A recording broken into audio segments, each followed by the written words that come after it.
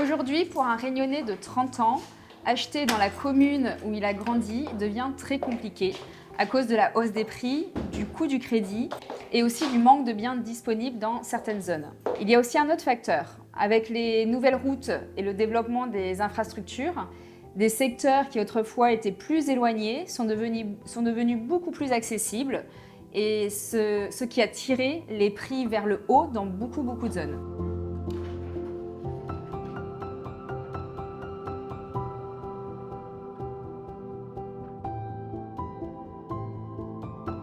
Travailler entre La Réunion, Paris et Maurice permet surtout de comparer les marchés en permanence. On voit vite ce qui dépend du contexte local ou ce qui est plus structurel et les différences entre les niveaux de maturité des marchés.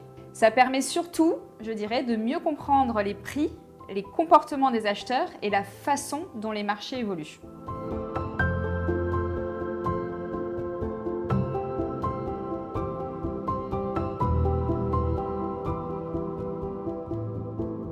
Et quand on passe d'un territoire à l'autre, le contraste le plus fort en arrivant à La Réunion, c'est le rapport à l'humain. Les échanges sont plus directs, plus simples, plus naturels, avec une proximité que l'on retrouve beaucoup moins dans des marchés comme Paris. Et par rapport à l'immobilier, ici, on est beaucoup plus attaché à la notion de propriété, de terrain, de transmission familiale. C'est un marché donc très humain, mais aussi très contraint.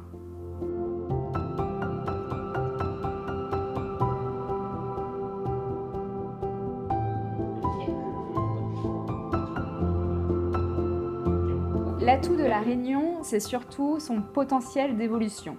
On a un territoire très attractif, avec une vraie qualité de vie, mais un marché qui n'est pas encore totalement structuré comme dans des villes internationales.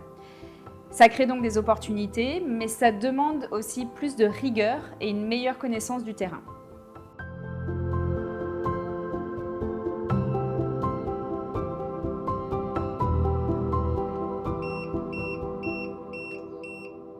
Aujourd'hui, le plus gros frein au logement à La Réunion, c'est clairement cette combinaison entre la rareté du foncier et le niveau des prix qui ne suit plus toujours les revenus locaux.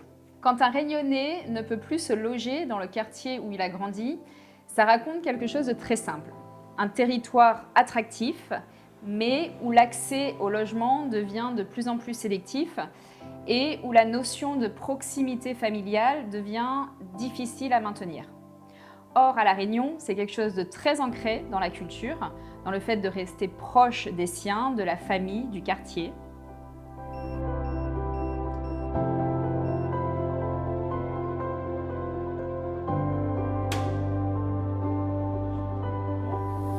Si rien ne change dans les 5 prochaines années, on va accentuer deux phénomènes.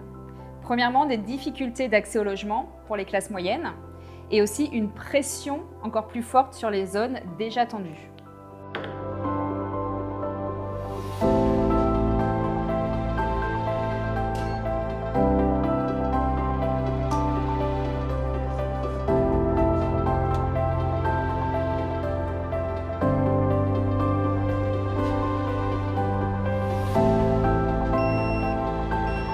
Concrètement, au quotidien, pour ne pas alimenter une bulle artificielle, je travaille toujours à partir du réel.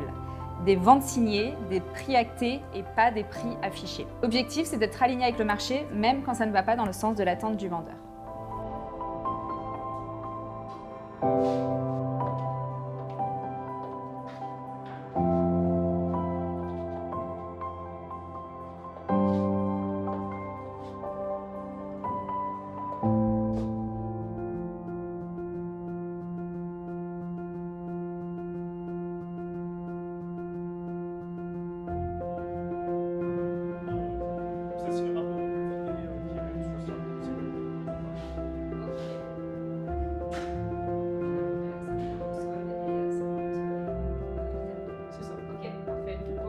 En 2026, le marché immobilier réunionnais est dans une phase de tension, avec une demande qui continue d'augmenter, ce qui rend l'accès au logement de plus en plus difficile pour une grande partie de la population, et notamment sur le logement social.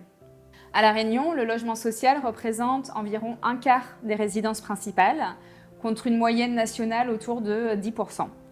Face à ça, il y a donc un vrai enjeu de réorganisation et d'adaptation du marché pour répondre plus justement aux besoins.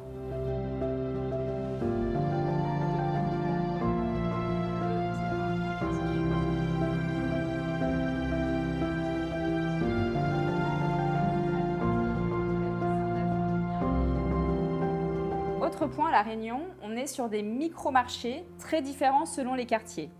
Donc la clé, c'est vraiment de bien connaître le territoire pour comprendre la vraie valeur. Et comme l'île évolue en permanence avec de nouvelles infrastructures, divers projets qui changent les zones, il faut aussi être très informé pour savoir où le marché va se développer et où la valeur va évoluer.